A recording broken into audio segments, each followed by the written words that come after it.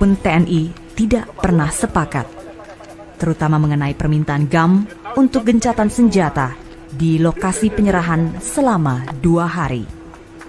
Akibatnya, sejak September 2003, keterlibatan PNI dalam proses pembebasan Ersa dan Ferry mengendur. Hari ini, Rahmat Syah